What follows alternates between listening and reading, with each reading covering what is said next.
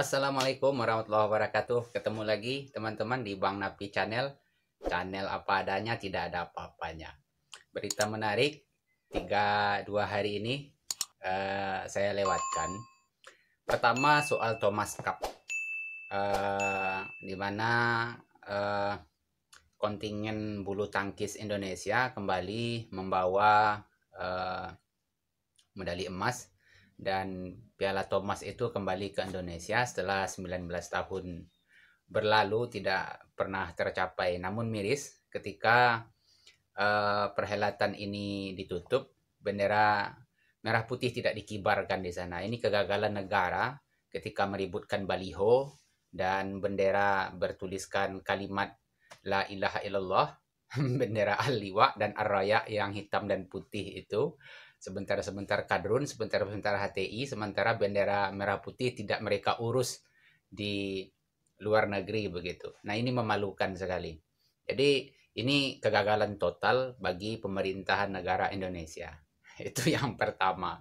Yang kedua, berita hangat selain daripada Megawati yang tidak tamat sekolah di 2 perguruan tinggi, dianugerahkan dokter honoris causa, lalu kemudian digadang-gadang untuk mendapatkan gelar profesor di banyak perguruan tinggi, termasuk ketika UNJ akan memberikan gelar dokter honoris causa pada Erick Thohir dan juga Ma'ruf Amin, ini didemo oleh mahasiswa terkait.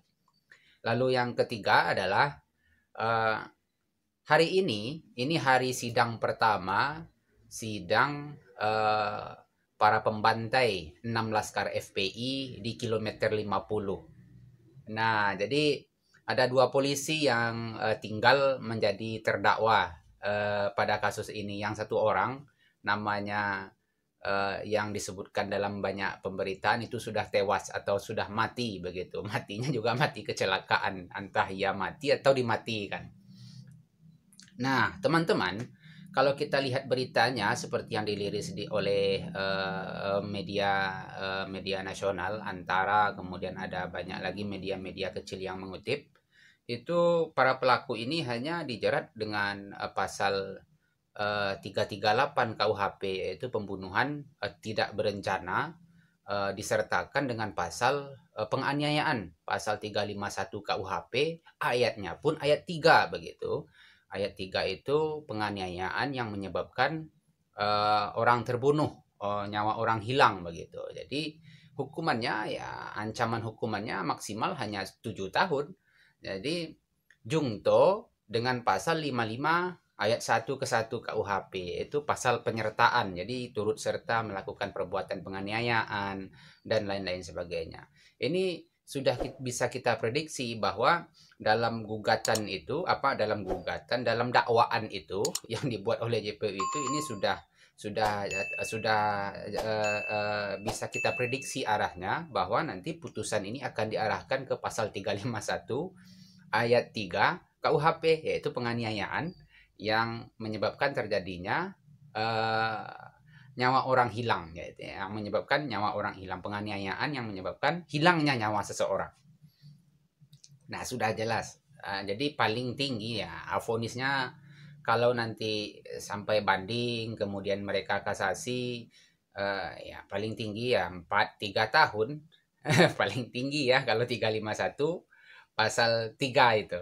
Paling tinggi, karena kita pernah mendapati orang menganiaya orang yang menyebabkan matinya nyawa orang itu hanya dihukum ya 2,5 tahun bahkan. Nah, ini parah, ini parah. Jadi dan menariknya lagi, pada kasus ini pihak kepolisian justru tidak melakukan penahanan pada kedua pelaku yang tinggal ini, kedua polisi yang membunuh 6 laskar di kilometer 50 ini. Jadi seperti koordinasi ada semacam perencanaan, ada semacam skenario besar bahwa ini mereka dianggap tidak akan melarikan diri. Nah, ini berbahaya. Tidak akan melarikan diri, tidak bisa menjadi faktor penyebab orang tidak ditahan, tapi menghilangkan alat bukti. Bagaimana? Mungkin untuk mengulangi perbuatan yang sama, barangkali memang tidak akan terjadi lagi, tapi menghilangkan alat bukti itu sudah terjadi. TKP kilometer 50 itu sudah rata dengan tanah, sudah dihancurkan. Sampai sekarang CCTV-nya pun tidak ditemukan. Mustahil ribuan titik CCTV yang ada menjelang sampai di lokasi kejadian pembunuhan dan pembantaian 6 laskar itu tidak satu pun yang merekam kejadian itu.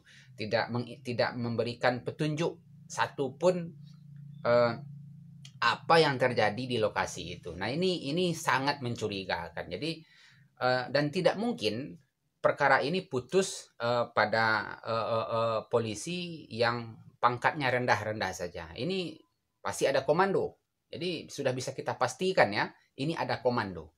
Tidak mungkin ini terputus karena kepolisian itu bekerja atas dasar perintah. Kalau tidak ada perintah, mereka tidak akan kerjakan. Nah, jadi berarti kalau seandainya tidak ada komando, tidak ada atasannya, tidak ada perintah, lah kenapa mereka melakukan pengintaian, kenapa mereka melakukan memepet begitu kan? Kan dalam kronologis sudah dijabarkan secara terang benderang oleh Komnas HAM tempo hari bahwa dipepet, kemudian ada tembakan yang didahului oleh pihak kepolisian sendiri. Ya tentu akan ada perlawanan, pembelaan begitu kan, ada pembelaan diri oleh pihak yang terbunuh Laskar 6 FPI ini. Nah, jadi ini skenario kasusnya sudah dapat kita lihat bahwa dengan mendakwa para pelaku pembunuhan 6 laskar ini dengan pasal penyertaannya pasal 351 ayat 3 itu, ini sudah terang benderang bahwa hukuman yang akan dijatuhkan itu tidak lebih dari 4 tahun. Nah, itu dia. Dan yang membuat ini jauh lebih menarik ketika seorang politikus PDIP, Henry Yosodiningrat, yang juga seorang lawyer, memberikan bantuan hukum. Nah, ini persoalannya. Jadi yang menyidik polisi, yang disidik polisi, lalu ada yang memberikan bantuan pembelaan. Apakah ini diminta atau datang sendiri? Nah, ini masalah. Ini masalah. Kalau mereka tidak punya kuasa hukum, ya negara tentu menyediakan.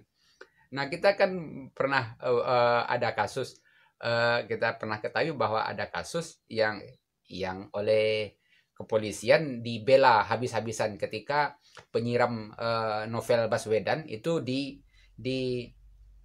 backup habis-habisan oleh kepolisian. Ini menarik.